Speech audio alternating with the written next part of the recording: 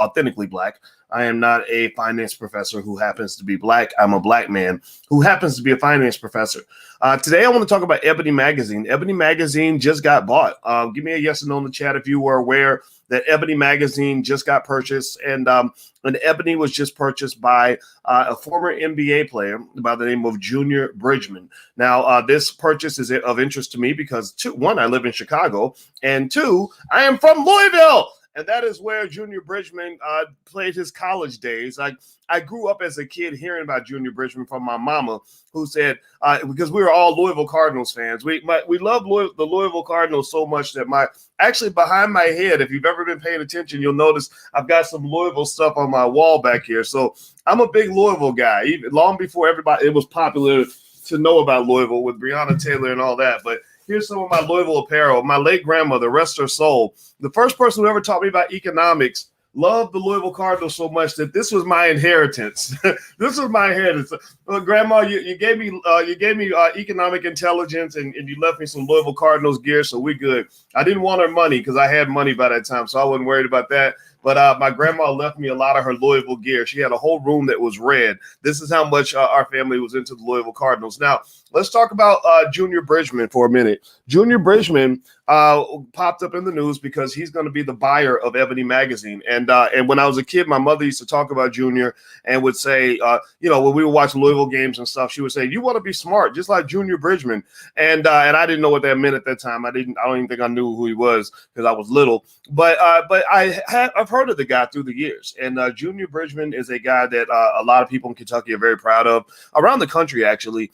He's had a long storied career, not just in as far as what he did in college and all that, but he also played for the Lakers and the Milwaukee Bucks, I believe. So I imagine it's kind of interesting. He was his brother went to play at UCLA at the same time. I think it was either right around that time or after Kareem Abdul-Jabbar played for UCLA, and then he went to the Lakers. And I know Jabbar played for the Lakers, and then he played for the Bucks, and I know Jabbar played for the Bucks. So I'd be curious to know how connected his career was to Kareem. I don't know enough about the entirety of their career, but I do know a few things. So anyway, so Junior Bridgman is buying Ebony.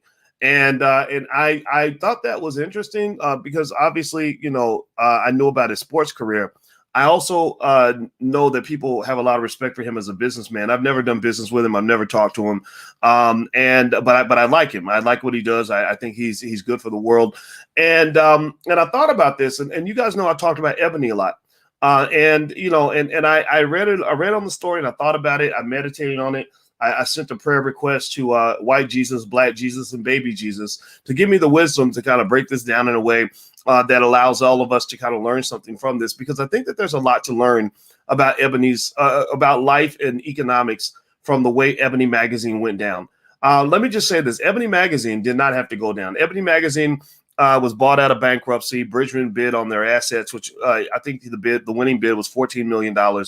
And he was bidding on a dead company that didn't have to die. You go to a funeral and you got some 19-year-old kid and you're like, man, he had his whole life ahead of him, but he didn't think he's going to make it to the age of 22. So he started getting in the street and thugging out. And next thing you know, he's gone. Well, you're like, man, it was too soon. Pookie didn't have to die. He could have lived a long, prosperous life, but he didn't. Well, Ebony Magazine to me was a little bit like Pookie, where Ebony Magazine did not have to die. Ebony Magazine could have survived. Ebony Magazine could have flourished. Ebony Magazine could have went on and done well. Essence Magazine, from what I understand, seems to be doing pretty well. They seem to be leveraging their brand value and making millions of dollars and all this other good stuff. And I felt like Ebony actually was a brand that had even more brand strength than Essence. Ebony Magazine, if you go back to Junior Bridgman's era, Ebony Magazine, that was the stuff, man. I mean, that was the premier creme de la creme, like top shelf, most respected institution, one of the most respected institutions in the Black community. So the question becomes, why did Ebony Magazine die too soon? What happened here? Actually, before I move on with that, do me a favor real quick. I want to remind, this is our Black media request. We're building Black media. So if you could, please hit the thumbs up button, hit the share button, hit the subscribe button right now, and type a yes in the chat, or put your hashtag B1 in the chat after you do all those things. So right now, on the count of 3, everybody hit the thumbs up button, share the video if you can, or at least subscribe and hit the notification bell so that you'll be notified when we go live. We're building Black media. Black media is extremely important. That's why it's important to talk about things like Ebony, because we need our own media. And I see you guys on Instagram. My Instagram is The Real Boyce Watkins. So feel free to follow me on the gram. All right. So, okay, good. So hashtag B1 in the chat once you're done. Thank you very much for doing that. I appreciate it. Now let's get back to the regular scheduled program. So Ebony Magazine, if I were to say or share my prayer request that I sent to White Jesus, Black Jesus, and Baby Jesus about Ebony Magazine, or a prayer request I would then forward on to Junior Bridgman's children who are going to be running the company, I would simply say, don't be a dinosaur. Don't be a dinosaur. Don't do what they did. That's how I learned growing up. My mama would be like, don't do what he did, because then you'll be hooked on heroin, or my dad would be like, don't do what he did, or you'll be homeless when you're 40 years old, or don't do what he did, or you end up in jail. Well, with Ebony Magazine, I say the same thing. Like, don't do what they did. Don't do what they did. Ebony Magazine was a great company that had tremendous potential. And Ebony Magazine, from what I saw, again, I was in Chicago. I've written articles for Ebony. I know people at Ebony, high-ranking people at Ebony that would come and make secret phone calls to me because they didn't want their bosses to know that they were talking to me about different things. And I felt that Ebony was just a dinosaur. I felt that Ebony wasn't responding to good ideas. Ebony didn't understand that there was this thing that came along that you might have heard of called the internet. The internet came along. I know you may not have heard of it, but it's been around for a little while. And that required all publishing companies to adjust their business models. If you did not adjust, you were going to die. You were going to be like Pookie laying on the sidewalk with your mama crying over your dead body. Well, Ebony Magazine was it broke a lot of people's hearts because a lot of people grew up with Ebony. Give me a yes or no if you remember going to grandma's house on Saturday afternoon and you hear some Lou Rawls in the background and you got Ebony Magazine on the coffee table. Anybody remember those days where Ebony Magazine was right there on the coffee table and a bunch of the issues would be there? Or you go to the barbershop and you're bored, there's nothing to read, so you're reading Ebony and you're reading like these cigarette ads and whatever, right? And all the fellas, I'm sure y'all remember the Jet Beauty of the Week. Anybody remember the Jet Beauty? The young guys don't know nothing about this, right? But the Jet Beauty of the Week was my first introduction to the beauty of the Black woman. I really wonder if I had never seen the Jet Beauty of the Week at the age of 5, I like that solidified my connection to Black women. Like at that moment, at 5 years old, my parents, they thought I was thinking about like toys and dolls and bicycles. Man, I saw that lady's curves. I said, Lord have mercy, Jesus Christ. I don't know what this is, but it's special. And I had this Jet Beauty of the Week. And my dad's talking to me about cartoons or something. You don't know, like, Boyce is way beyond cartoons now. Like, you've opened the Pandora's box, and I've loved Black women's curves ever since. And so, anyway, maybe that wasn't healthy. Maybe that was actually a bad experience. Maybe I don't know, but I don't care. It was wonderful. So Ebony and Jet and so they had a special place in our heart, and I think the community was ready to support Ebony through all of its nonsense. The community was like, okay, create something amazing, and we'll back you up.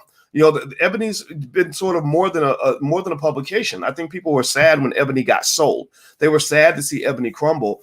And so I would just say my biggest advice to anybody that's affiliated with that brand is don't be a dinosaur. Allow fresh ideas in. Ebony Magazine, in my view, became almost like an aristocracy where you have the Johnson family and they're protective of their power and they're used to making money very easily. They're used to big white companies paying them insane amounts of money to advertise in their magazine. Well, the digital age shifted that. The digital age became the age of the hustler, and they were being out hustled by more innovative outlets that were purely digital that didn't require massive amounts of capital investment in order for them to function. And so as a result, it was very predictable. Ebony went crumbling down.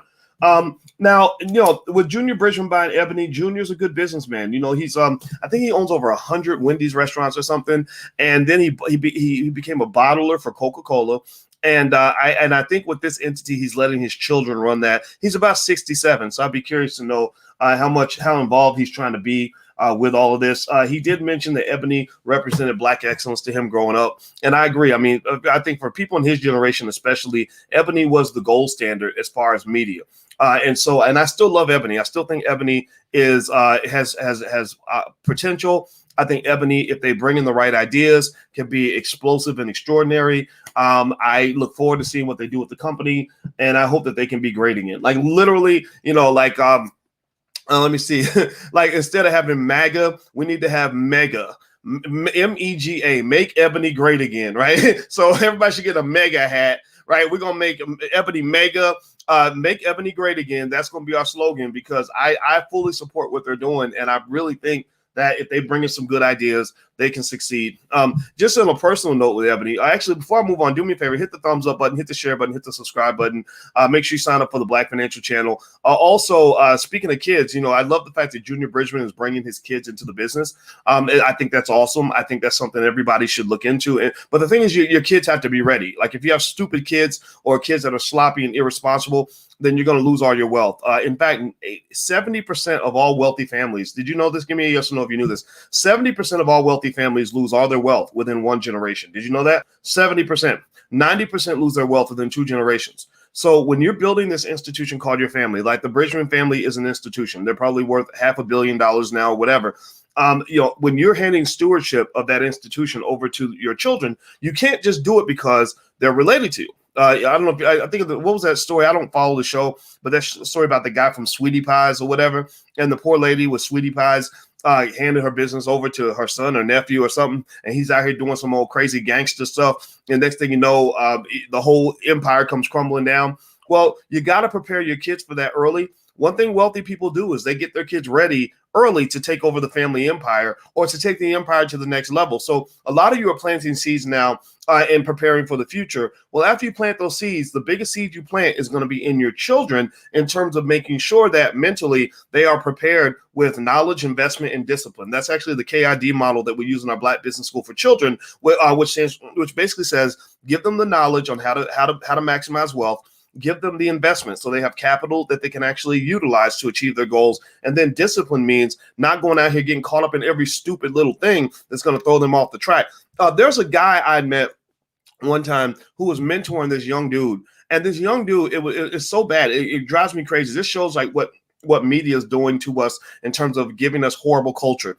This kid, his father owned like 20 different franchises in the city. He owned all these restaurant franchises. He owned a couple in the airport and everything else. And so his father's making like $50 to $100 million a year. His father was a hardworking man, but he was getting old and he's getting tired. He wanted to pass all this down to his son, right? Check this out. His son wanted to be a rapper. His son was like, I don't want to run a restaurant. I want to be a rapper. Right. So this kid literally is running around trying to hang in the hood and roll with the thugs and get his gangster credentials, maybe do some jail time so he gets some real street cred. And his father's like, I've got a business that's generating $50 million a year in cash flow. And you want to go rap? Like rappers ain't even got no money. 90% of them are broke. Are you kidding me? Now, speaking of rappers, one unbroke rapper that's actually coming to the platform today, Ice Cube, will be on tonight. I think it's 9 Eastern, I believe. He'll be on drboycetv.com. So me and Cube have a lot to talk about. We're going to talk about politics, but we're also going to talk about economics. I told him, I said, I really want people to understand the mindset of a boss. I want people to understand the mindset of a guy that knows how to own things, a guy who made tremendous moves and transitions through his career, that was able to actually start a sports league. Remember, in a world where you got multimillionaire athletes who swear that they don't have enough capital to start a sports league, but Ice Cube did it. The big three is real. The big three is out there. And so there's a mindset associated with that. And I said, if we can dig into that a little bit, I will really appreciate that. So he's coming through tonight on drboycetv.com at 9 p.m. Eastern. But if you can't catch it live, you can. I'll replay it. I'll send, you'll see the recording. It'll be up there. So don't feel like you have to be there then. But if you want to catch it live, it's 9 p.m. Eastern tonight on drboycetv.com. So the point of the matter is that he's doing a good job with his kids. I love it. I love the idea of buying this massive, beautiful asset like Ebony and saying, here, this is my gift to you. Just run it right. Don't mess it up. And I assume his kids understand that message. And I think that that's really awesome. So if you want to see a model of legacy, a model of wealth building and what that looks like, I think Junior Bridgman is a guy you can pay attention to. Sure, being an NBA player will open some doors for you, but not every NBA player walks through those doors, right? Shaquille O'Neal walked through those doors. That's why he owns a lot of franchises now. Franchising actually is a great way to make money. from a blueprint without having to come up with a business model and figure out what kind of business you want to go into. Franchising actually has been a pathway to wealth for a lot of people. So actually in the Black Business School, we actually put together a whole curriculum on franchising.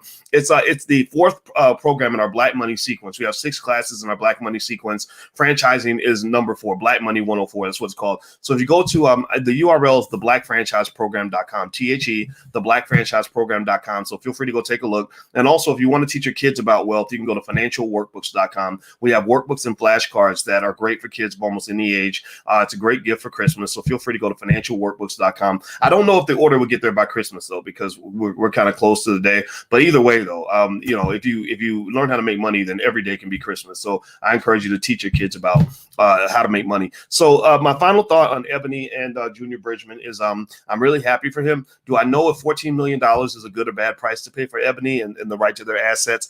I can't gauge that. My first instinct is yes. Like my first instinct is that if you're looking in terms of like return on capital and all that, I think Ebony instantly becomes a multi-million-dollar brand if they have the right investment, if they have the right amount of working capital and can really work their asset the way they should. But it's going to be a work in progress. I think they're going to have some young, innovative people in there that are going to bring them great ideas that are going to allow them to catapult Ebony in a productive way. I think if they run Ebony like they did before, it's going to become a dinosaur. Ebony's going to die. And that was something I said repeatedly back when Ebony was still alive. I said, if they don't adjust, they're going to die. And I'll be damned if they did not die. And Ebony became kind of the laughing stock of the community. And I think that's kind of sad because Ebony didn't have to be that way. Pookie did not have to die. So anyway, that's it. Those are my 2 cents. Congratulations to the Bridgman family. I don't know them, but I'm sure I know people that know them because, again, we from the Ville. I'm from Louisville. So all the Black people in Louisville kind of know somebody who knows somebody. So if you are one of those people that knows him and knows his family, tell him I say congratulations, good luck. I wish him the best, and I'll be watching. And I am a supporter. I believe in Ebony. I believe Ebony will be great one day. And again, put your mega hat on. Make Ebony great again. That's what we're going to do. So I'm out of here, guys. Do me a favor. Hit the thumbs up button, share, subscribe button. Also, later on today, I'll come back with more analysis on what's going on in the stock markets. We have some big news going on with Donald Trump basically coming in at the last minute and saying he wasn't going to support the stimulus package unless they increase the payments. Now, I agree with that, though. I think that $600 is nothing. It's almost like a joke. But I think it is kind of it throws a monkey wrench in the system. So it'll be interesting to see how that plays out. And also, last but not least, there's a free lecture if you want to go take a look at it. It's at blackfinancialsecurity.com, where I actually break down what financial security looks like. So if you're ever curious, if you're confused about economics or finance or whatever, just know my PhD's in this stuff. I can help you. The lecture's free, blackfinancialsecurity.com. So hit the thumbs up button. Feel free to go to the website. I'm out of here, guys. Have a good day. I'll see you soon. Take care.